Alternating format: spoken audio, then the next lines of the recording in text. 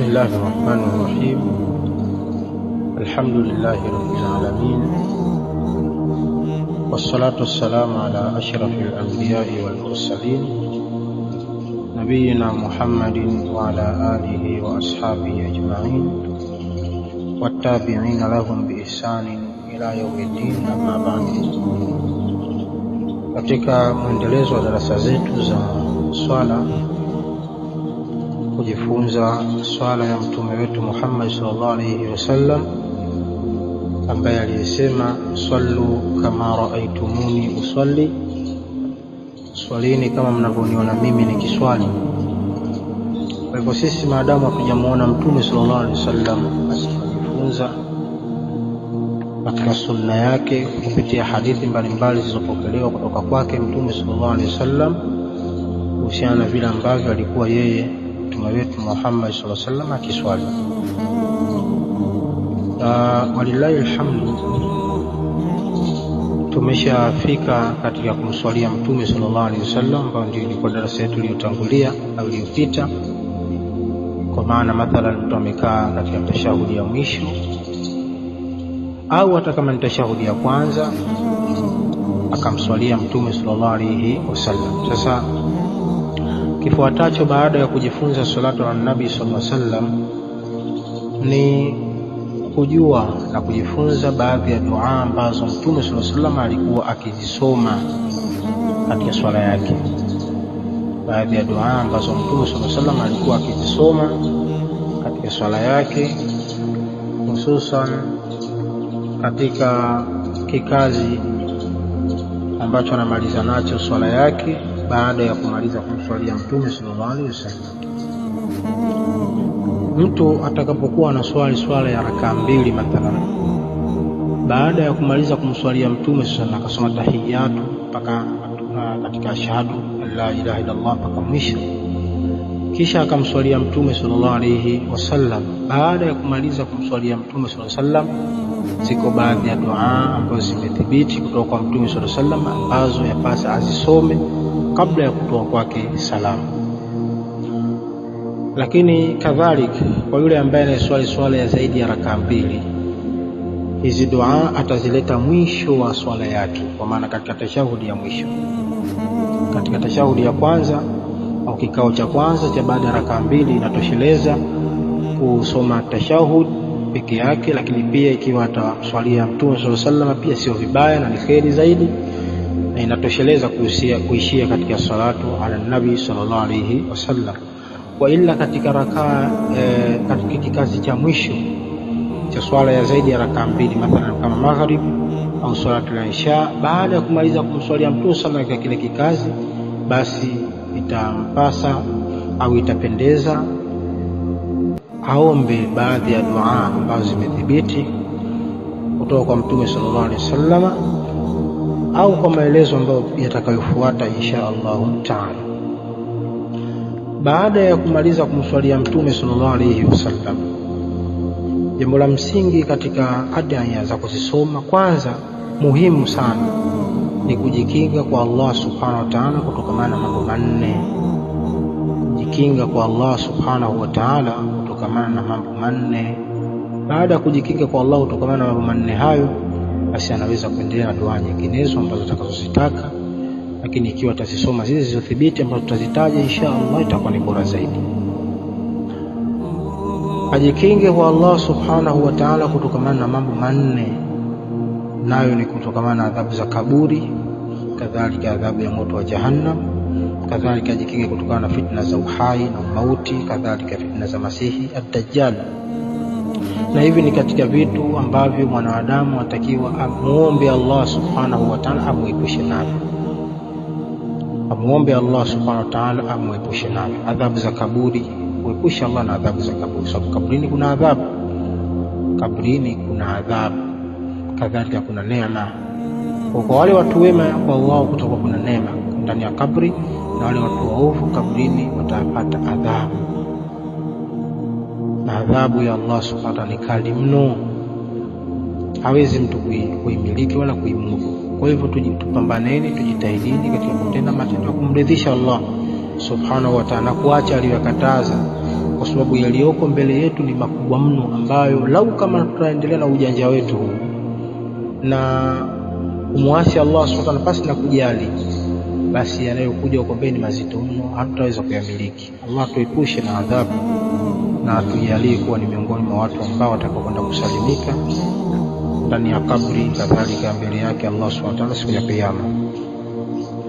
Mtume sallallahu alayhi wasallam anasema, idha faragha ahadukum min at-tashahhud al-akhir, pindi atakapomaliza mmoja wenu tashahudi ya mwisho, atakapomaliza mmoja wenu tashahudi ya mwisho, faliyasta'idh billahi min arba', basi ajikinge kwa Allah subhanahu wa ta'ala kutokamana na mambo manne.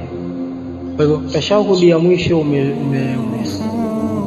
umesoma tashahudi yenyewe, tahiyatu, kumswalia Mtume. Baada ya hapo Mtume sallallahu alaihi wasallam anasema ajikinge kwa Allah subhanahu wa ta'ala kutokana na mambo manne. Yaqulu, aseme, Allahumma inni a'udhu bika min adhabi jahannam wa min adhabi al-qabri wa min fitnati al-mahya wal mamati wa min fitnati al-masih ad-dajjal.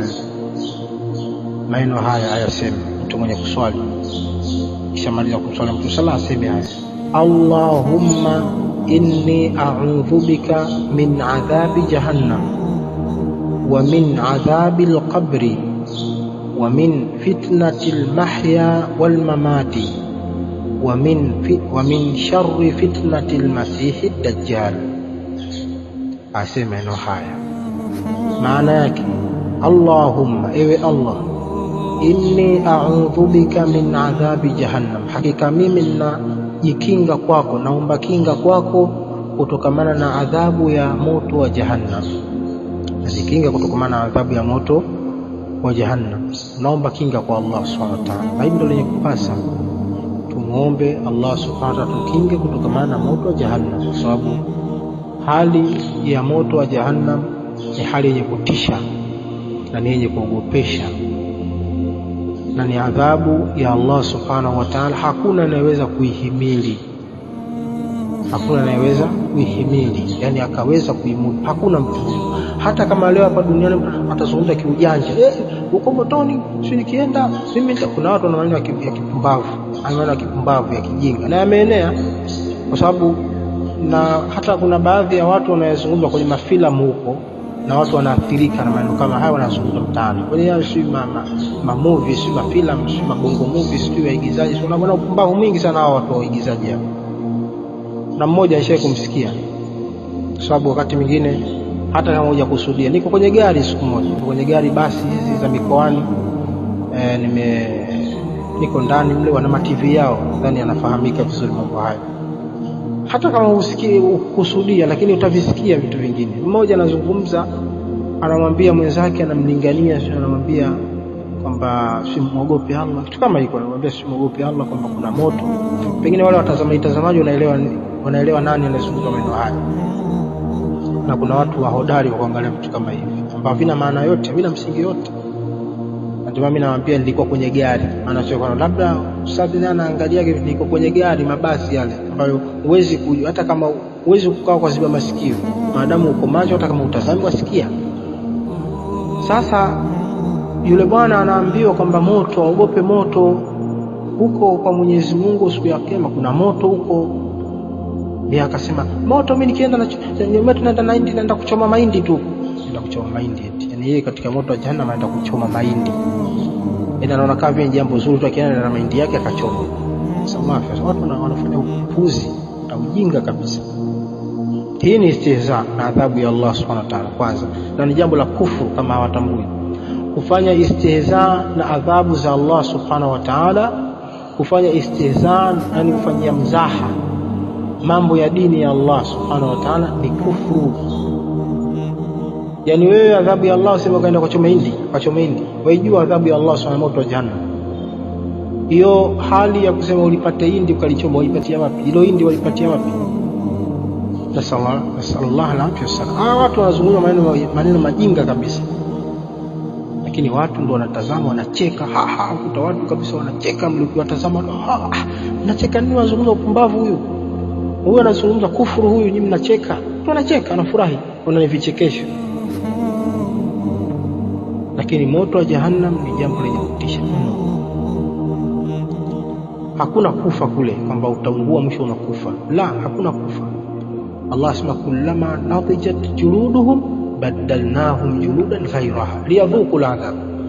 Hali ya moto wa jahannam kwamba ikifikia hali ngozi zao zimeisha, zimeungua vizuri, Allah anawabadilishia ngozi nyingine, adhabu iendelee kuonja adhabu ya Allah subhanahu wa ta'ala. Ndio maisha hayo.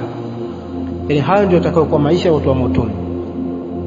Yapasa tuogope sana. Yaani tuogope sana, hasa kwa upande wenu nyinyi kina mama, wanawake, ogopeni sana. Ogopeni sana. Mtume sallallahu anasema uritu nar, kama maneno yake, kama qala sallallahu, nimeonyeshwa moto mimi, faraitu akthara ahliha nisa, nikaona wengi ambao wako motoni ni wanawake. Nikaona wengi ambao walioko motoni ni wanawake. Wanawake ndio wengi wameonekana motoni, kwa sababu sio kwamba wanaume hakuna, lakini wanawake ndio wameonekana wengi zaidi, kwa sababu yule uasi wao kwao umekuwa ni zaidi uasi waume, kutokusikiza waume, kuwa sio watifu kwa waume na kadhalika na mengineyo katika vurugu ambazo wako nazo wengi katika wanawake. Sallallahu alaihi wasallam. Tumuogope Allah subhanahu wa ta'ala. Moto Allah ni mkali mno, moto wa jahannam. Tusifanye ujanja katika ulimwengu. Ujanja wetu hautokuwa na mwisho mzuri. Lakini moto wa jahannam ni mkali mno. Lau kama tutataja baadhi ya sifa ambazo ziko katika moto wa jahannam, wallahi ni yenye kutisha sana. Ni jambo lenye kutisha mno. Lakini watu kwenye ghaflika kabisa.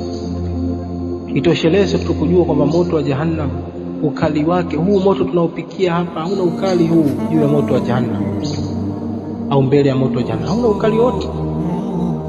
Lakini maisha hayo ndio mtu atakwenda kukaa milele, atakwenda kukaa milele katika moto wa jahannam, na sallallahu alaihi wasallam.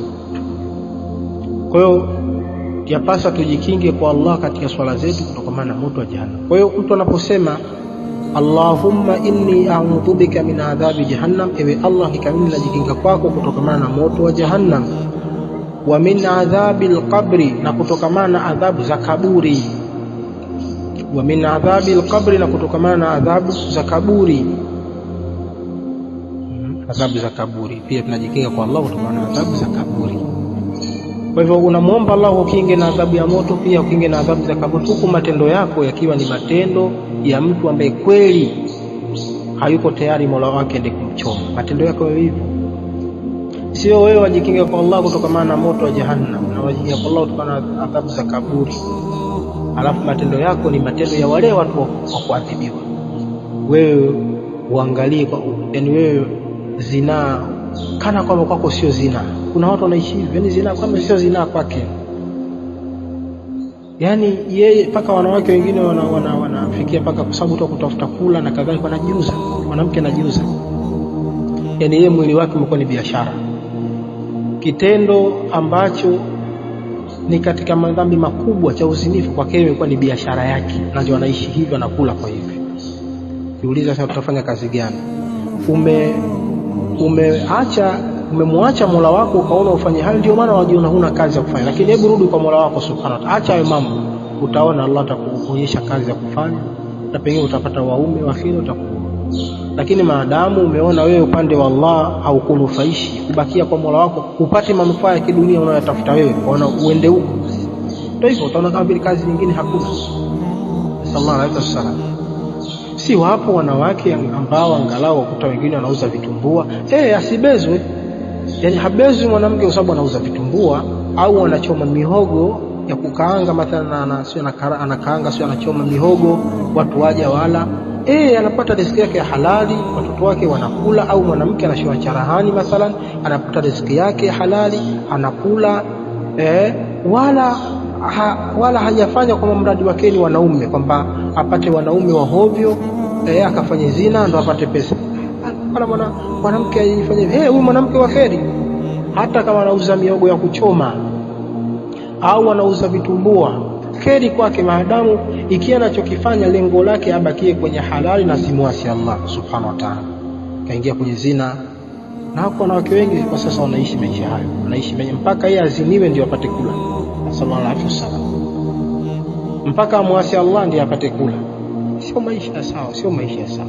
Tena wengine mpaka washaolewa kabisa, wako kwenye ndoa lakini bado shughuli zao ndio hizo. Mwanamke kaolewa lakini bado ni mzinifu. Tena wengine waenda kulipa vijana pesa hizo. Yaani mwanamke anaenda kulipa kijana pesa ili mradi afanye naye zina. Mke wa mtu. Sallallahu alaihi wasallam, watu wameharibika kabisa. Watu wako mbali na sallallahu alaihi wasallam. Sasa wakati tunajikinga kwa Allah kutokana na adhabu ya moto wa Jahannam, kadhalika tunajikinga kwa Allah kutokana na adhabu za kaburi, pia matendo yetu yakisi hivi. Maamrisho, kuswali, kufunga yawe ndo maisha yetu. Yale ya haramu, zina, riba na kadhalika na mengineyo katika mambo ya haramu, sisi tuwe mbali na hayo. Mwanamke unaamrishwa kujistiri, unajistiri kisheria kama vile alivyofundisha Allah subhanahu wa ta'ala. Na wala sio vibaya, bakia na stara yako, jiheshimu, muogope Allah subhanahu wa ta'ala. Fanya hata kama biashara zako, mathalan hujaolewa au pengine uko huna mume, fanya biashara zako za kawaida, lakini baki kwenye halali, kuwa na stara zako, jiepushe na mambo aliyokataza Allah subhanahu wa ta'ala, zina na kadhalika. Uko kwenye kheri kubwa, natarajia kheri kutoka kwa Allah kwa mbele safari. Ikiwa uko hivyo unafanya kwa ajili ya Allah, tarajia kheri. Lakini ukishakuwa umemdhania vibaya Mola wako kwamba eti ukibakia katika kumtii yeye ndio utakutwa na magumu na maisha yako yatakuwa magumu, umemdhania vibaya Allah, subiri mabaya kufuata. Sababu asli Allah ukimdhania vizuri na yeye Allah atakupa vizuri na utayapata mazuri, na ukimdhania vibaya basi yasubiri mabaya kufuata. Sallallahu alaihi wasallam. Wa min adhabil qabri, na tajikinga kutokamana, naomba kinga wako ewe Allah kutokamana na adhabu za kaburi. Wa min fitnatil mahya wal mamat, na tajikinga kutokamana na fitna za uhai na umauti. Wa min fitnatil mahya wal mamat, na tajikinga kwako Allah, naomba kinga kwako Allah kutokamana na adhabu, kutokana na fitna za uhai na umauti. Kuna fitna za uhai katika maisha, kuna fitna nyingi ambazo zinaweza zikakufitinisha na kukutoa katika dini ya Allah subhanahu wa ta'ala. Kwa unajikinga kwa Allah akuepushe na fitna kama hizo. Ziko fitna za mali zinaweza kukufitinisha ukaacha dini na ukafanya mambo mabaya ya kumwasha Allah sababu ya mali tu. Kama haya tunataja, mtu anaweza kujia na mali kwambia wewe, mimi nitakutajirisha, nitakupa pesa, nitakupa kadha, basi tunaingia kwenye machafu. Na wanawake wanaingia kwenye machafu kwa sababu ya vitu vya vidogo vidogo tu, tena wengine vitu vya kawaida kabisa maskini, na wengine wanawaahidi mavitu makubwa na nini, kwa ikamfitinisha ikamtoa katika dini kwa sababu ya mambo ya kidunia. Usikubali kutolewa katika dini kwa sababu ya mambo ya kidunia. Usikubali mwanamke yani kwa sababu ya mambo ya kidunia akakutoa katika dini yako. Dini yako ina thamani. Ad-dinu ra'sul mal fastamsik bihi wa daya'uhu min a'zami al-khusran. Mmoja katika wanaochuoni anasema neno kama haya, Al-Imam Al-Qahtani rahimahullah ta'ala. Dini ndio rasilimali yako, shikamana nayo. Kuipoteza dini ni hasara iliyokuwa kubwa mno. Usipoteze dini yako kwa sababu mambo ya kidunia. Mambo ya kidunia ni yenye kupita tu. Hata kama mtu akupe milioni 100 itaisha tu, alafu mwisho siku utakufa, utaenda kufukiwa chini ya udongo. Haya, milioni 100 umepewa, kwa nayo milioni 100, lakini mwisho enda kufukiwa tu kwenye udongo. Basi ndio nini sasa? Umemwasi Mola wako kwa sababu ya vitu vya kidunia tu, hatimaye waenda kufukiwa tu, waenda kuwa mifupa tu, basi waenda kuoza huko kwa mifupa, hakuna kinachoendelea.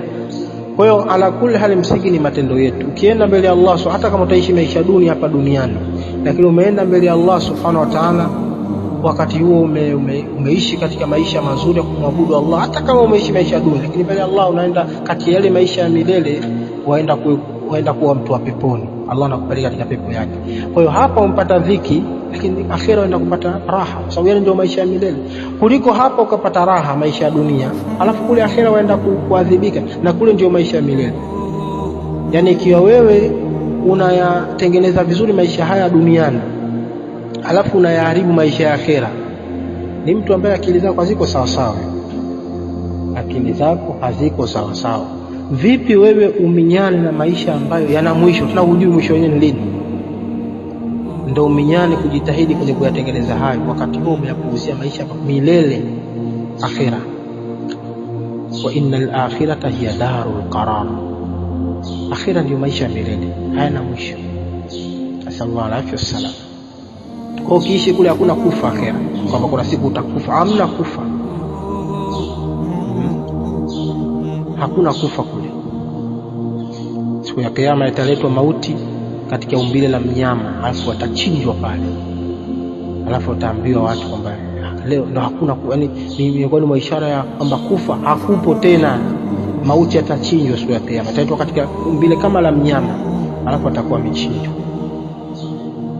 Kwa hivyo peponi ni milele, watu watakaa peponi milele, hakuna kutoka tena, watu wataendelea kupata raha tu maisha yote. Na motoni vile vile kwa makafiri watakaa motoni milele vile vile, pasi na kutoka. Nasallallahu alaihi wasallam, isipokuwa tu wale watu ambao wanaitwa uswatul muwahhidin. Uswatul muwahhidin hawa wenyewe watakaa motoni kwa kiwango cha adhabu zao, yani wale waislamu waliokufa wakiwa ni waislamu, lakini wana madhambi kadha wa kadha wameyafanya na hawakutubia katika madhambi kama hayo. Allah subhanahu wa ta'ala atawadhibu kwa kiwango cha madhambi yao, kisha atawapeleka katika pepo yake. Lakini usitamani kupelekwa kwenye adhabu ya Allah hata robo, kwa sababu maisha ya akhera, siku moja ya akhera ni sawa sana miaka 1000 yetu sisi. Kule ndo siku moja. Kwa ukiambiwa utaenda motoni nusu siku, miaka 500 utaenda kuchomeka. Sallallahu alaihi wasallam. Tumwogopeni Allah subhanahu wa ta'ala, tutendee kazi mafundisho yake na tuache makatazo. Wa min fitnatil mahya wal mamati, na najikinga kutokana na fitna za uhai na umauti. Fitna za umauti pia una fitna mbalimbali. Tumuombeeni Allah subhanahu wa ta'ala atukinge na fitna za uhai na fitna pia za umauti. Wa min sharri fitnatil masihi dajjal, najikinga kutokana na shari ya fitna ya masihi dajjal. Masihi dajjal hiki ni kiumbe ambacho kitakachotoka mwisho wa ulimwengu, na ana fitna kubwa kabisa kiumbe huyu. Tutakuja kumsoma insha Allah habari zake katika darasa za aqida. Kwa hivyo jikinge kwa Allah kutokana na mambo haya manne. Tumefundisha kusema Allahumma inni a'udhu bika min adhabi jahannam wa min adhabi al-qabri. Ya Allah, hakika mimi najikinga kwako kutokana na adhabu ya jahannam na kutokana na adhabu za kaburi. Wa min fitnatil mahya wal mamati, na najikinga kwako kutokana na fitna za uhai na umauti. Wa min fitnatil masih wa min sharri fitnatil masih dajjal, najikinga kwako kutokana na shari na fitna masih dajjal. Kwa haya atayasema mtu baada ya kumaliza kumswalia Mtume sallallahu alaihi wasallam. Narudia, atasema hivi Mtume sallallahu alifundisha kama alivyofundisha Mtume sallama, na hadithi hii ya Imam Muslim na wengineo. Atasema Allahumma inni a'udhu bika min adhabi jahannam wa min adhabi al-qabr wa min fitnati al-mahya wal mamati wa min sharri fitnati al-masih ad-dajjal wa min sharri fitnati al-masih ad-dajjal. Atayasema haya, kisha baada ya hapo Mtume sallallahu alaihi wasallam akasema thumma yad'u li nafsihi bima badalahu, kisha atajiombea kwa nafsi yake kwa kile kitakachomdhihirikia. Kwa maana baada ya kujikinga na mambo haya manne, basi hapo mtu anaruhusiwa kusoma au kujiombea katika nafsi yake kile ambacho anachokitaka yeye. Ajiombee ambacho ni cha kheri, ajiombee chochote anachokitaka ambacho ni cha kheri, lakini hasa aombe kwa yale maombi yaliyothibiti katika riwaya mbalimbali, katika hadithi nyinginezo za Mtume sallallahu. Kwa kuna baadhi ya dua ambazo zimethibiti kutoka kwa Mtume sallallahu, hizi ndio muhimu zaidi kuzitumia, lakini inafaa yeye kuomba kile ambacho anachokitaka katika majambo yake. Baada ya kumaliza kumswalia Mtume, baada ya kumaliza kumswalia Mtume sallallahu, kajikinga na haya mambo manne tulotaja hapa na kuhusu kuomba kile anachokitaka. Isipokuwa ziko baadhi za thibiti kataja, na hizo inshallah tutakuja kuzisoma katika darasa itakayofuata. Kwa darasa itakayofuata itakuwa ni ya kujifunza baadhi ya dua ambazo zimethibiti mtu kuziomba katika swala yake baada ya kumaliza kujikinga kutokana na mambo manne. Tavumiliana hii dua tu ya kujikinga na mambo manne tumefanya ndio darasa ya leo, na tukitoa maelezo ya msingi na ya muhimu kuhusiana na mambo haya. Ni muhimu sana dua hii kuiomba, na umuhimu wenyewe tumeona ubaya wa hayo mambo ambayo yaliyotajwa hapo. adhabu ya jahannam, adhabu za kaburi, fitna za uhai na mauti, kadhalika fitna Masihi Dajjal. Vyote ni vitu ambavyo vinapasa mtu kujikinga kwa Allah kuepusha na mambo haya, na haifai kujiaminisha kwamba mimi sijiaminishe, muombe Allah kukinga. Mimi kweli matendo yangu tena motoni. La, acha ujinga. Usiseme kwamba mimi tena motoni. Man anta, wewe ni nani? Muombe Allah. Tekeleza matendo mema huku ukiwa na muomba Allah kuepusha na moto. Tekeleza matendo mema huku ukiwa na muomba Allah kuepusha na adhabu za kaburi. Tekeleza matendo mema huku ukimwomba Allah kuepusha na fitna mbalimbali. Tekeleza matendo mema huku ukimwomba Allah kuepusha na fitna Masihi Dajjal. Usijiaminishe kwamba wewe ni fulani. Hauna ufulani wewe mbele za makri za Allah subhanahu wa ta'ala. Hauna ufulani wewe mbele ya mipango ya Allah subhanahu wa ta'ala. Kwa msingi ni kumuomba Allah kuepusha na mambo haya. Wallahu ta'ala alam. Walhamdulillahi rabbil alamin.